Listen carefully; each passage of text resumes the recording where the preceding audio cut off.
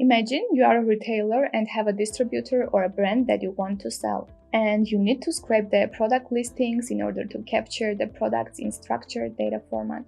Today, I'm going to show you how you can use our scraping recipes to scrape just about any type of data field on a website in minutes. Before getting started, be sure to register for a free Hexomatic.com account. Let's go into our scraping recipe section, and I'm going to show you how we can do this. Let's first have a look at the website. Let's capture the page URL of a product listings and see how to implement two-step scraping. So first, we will scrape data from the listings, product page URLs.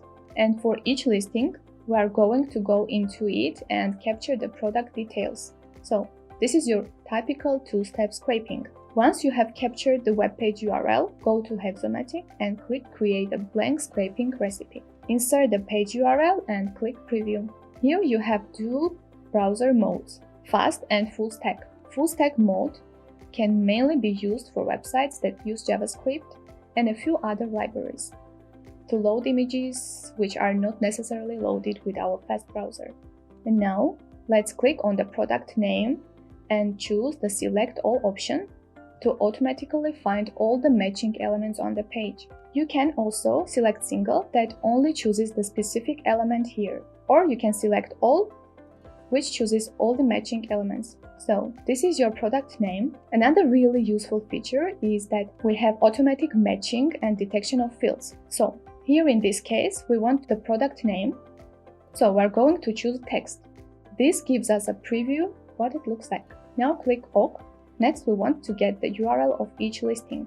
So we're going to click again onto text, select all, and this time we're interested in getting the URL and not the text. So we're going to choose a link URL, and here you see we get the URL of the link instead of the text of the link. Let's just save this recipe and go ahead. The second part of scraping is getting the detailed page. Here, let's go into one of these products and copy the URL. This is going to help us capture the product details page for our retailer. Here we will capture the product title.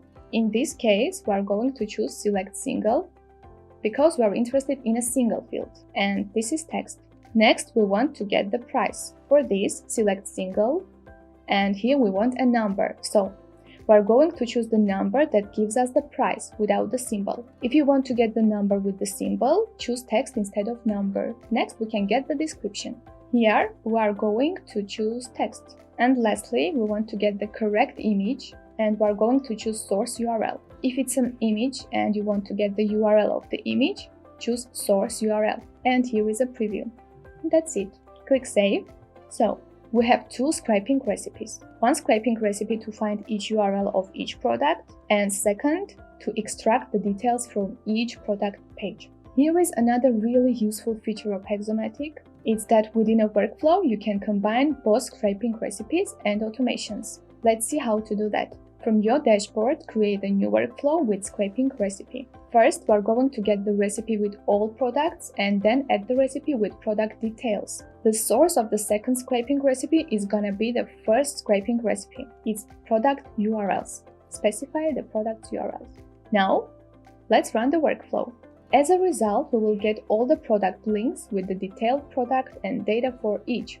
So it took us about a few minutes to create our two scraping recipes and then combine them into a workflow. So this is why Hexomatic can be really powerful.